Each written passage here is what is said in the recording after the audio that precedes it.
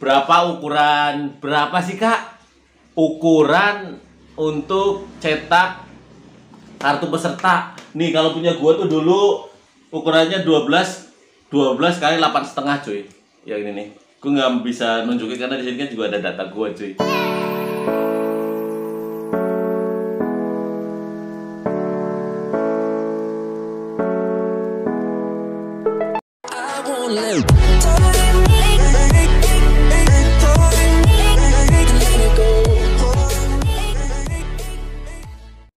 Halo, assalamualaikum warahmatullahi wabarakatuh guys. Sudah mulai ya hari ini.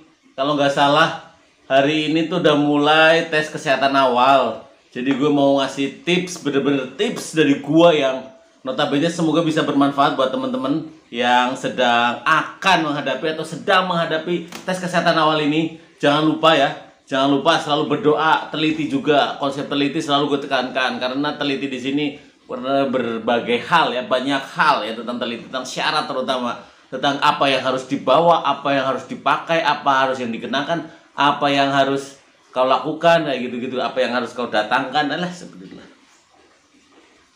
Jadi di sini gue mau pamer juga ini beberapa contoh ya. Ini lihat kartu peserta gue nih. Ini kartu peserta gue ada dari STAN, ada dari AMG atau sekarang jadi STMKG ya.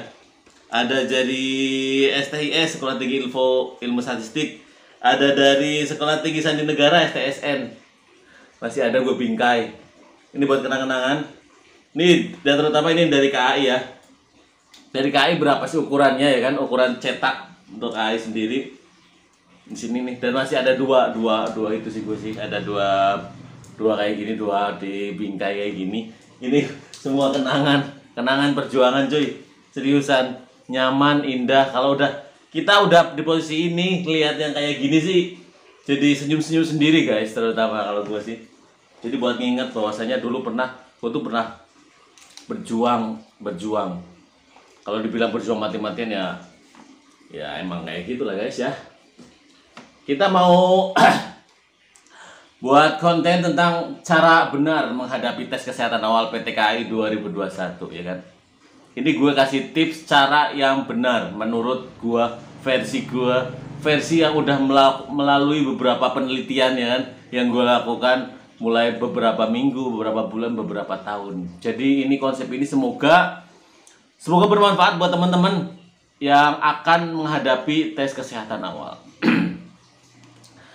Caranya itu yang paling pertama, yang benar paling pertama, paling penting itu penuhi syarat yang diperlukan gue.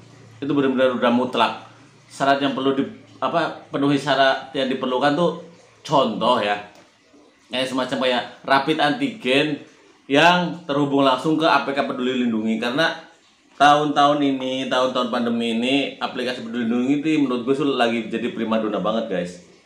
Jadi beberapa tempat udah menggunakan, wajib ya bisa dibilang ya, menggunakan aplikasi Peduli Lindungi. Kayak contoh naik KRL sekarang aja bisa dibilang 60-70% wajib ya naik pakai aplikasi Peduli, karena kan di situ ada sertifikat vaksinnya, terutama di situ gitu buat nge-scan barcode-nya. Bisa juga sih untuk naik KRL pakai yang udah dicetak atau secara digital untuk kartu vaksinnya. Jadi rapid antigen itu yang bisa masuk ke Peduli Lindungi ya guys. Kalau emang gimana caranya atau di mana tempatnya, kamu tinggal download aplikasi Peduli Lindungi, terus pilih menu vaksin atau riwayat antigen ya kalau nggak salah. Di situ ada daftar-daftar litbangkes yang bisa melakukan vaksin, kemudian bisa langsung terhubung ke aplikasi Peduli Lindungi. Bukan vaksin, rapid antigen yang bisa terhubung ke Peduli Lindungi. Sedangkan kalau vaksin itu menurut gua tuh dimanapun vaksinnya, karena langsung terhubung ke Peduli Lindungi kalau untuk vaksin sendiri ya. Kemudian yang kedua itu vaksin minimal dosis pertama. Seperti yang gua bahas sebelumnya sebelum pengumuman ini, lo tuh harus hati-hati dengan dua syarat ini ya, antigen sama vaksin dosis pertama minimal. Karena gue berkaca dari tes kesehatan akhir yang ditunda ya, dari kalau nggak salah dari job fair UGM apa ya, yang itulah yang ini pun masih ditunda ya. Mereka wajib mempunyai rapid antigen yang terhubung ke aplikasi Peduli Lindungi sama vaksin minimal dosis pertama cuy. Jadi jangan sampai kamu main-main atau istilahnya vaksin di tempat vaksin bukan apa? Rapid antigen di tempat yang tidak bisa dimasukkan ke aplikasi Peduli Lindungi, gue nggak tanggung jawab ya, karena di sini yang tertulis di syarat itu yang terhubung ke aplikasi Peduli Lindungi.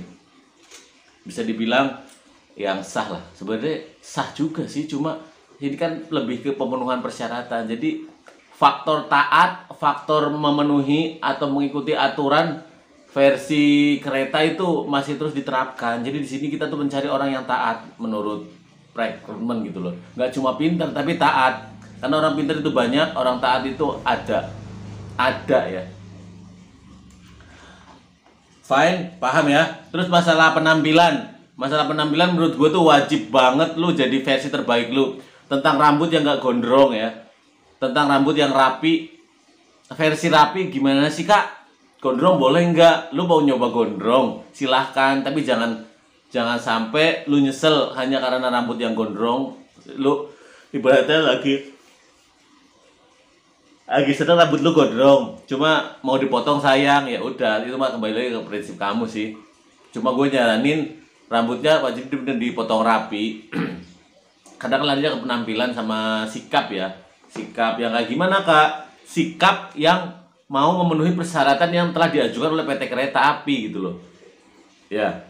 Karena kan di situ udah tertulis jelas wajib berpenampilan rapi dengan rambut rapi gitu kan ya. Jadi kamu datang ke akang-akang tukang cukur bagi yang pria ya mau nggak mau dipotong guys. Potong rapi gitu loh. Cepak atau caper atau sejenisnya lah.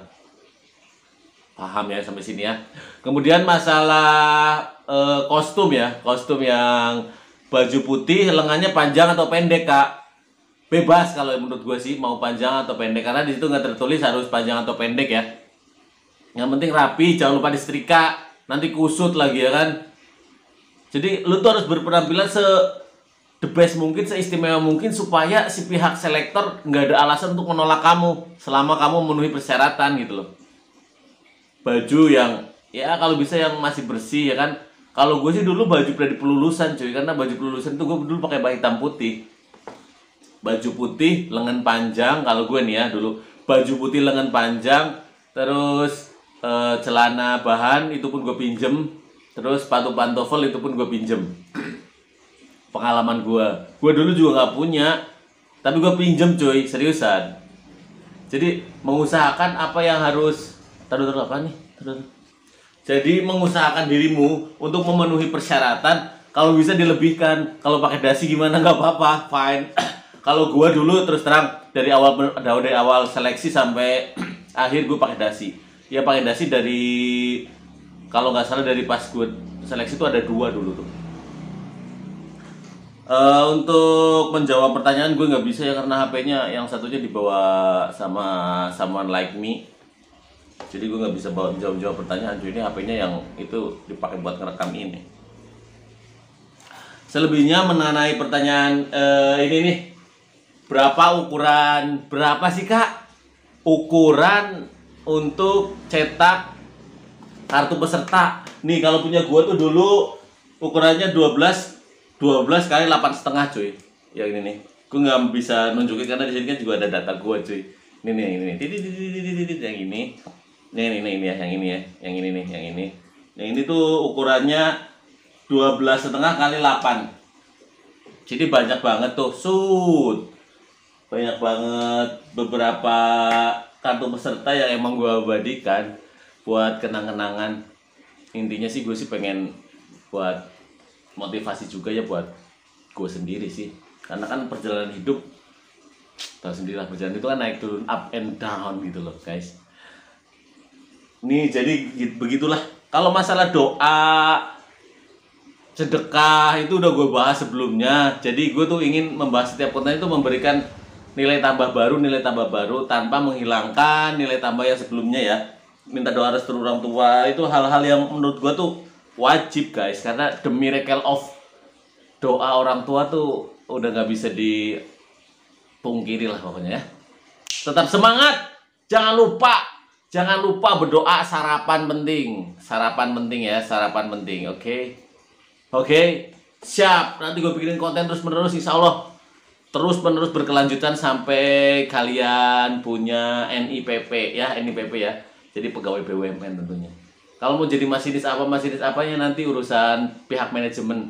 Untuk kerjanya apa nanti ada pendidikannya. Semuanya ada pendidikannya, nggak serta-merta ketika lu lulus langsung jadi apa yang sesuai dengan job desk yang kamu lamar. Tenang, semuanya ada prosesnya, ada pendidikannya, ada pengetahuan yang harus kamu ketahui dulu. Oke? Oke, thank you udah dengerin nih curhat gua. Nggak curhat sih, kita semacam ya buka-buka informasi, semoga bermanfaat buat teman-teman ya. Assalamualaikum warahmatullahi wabarakatuh.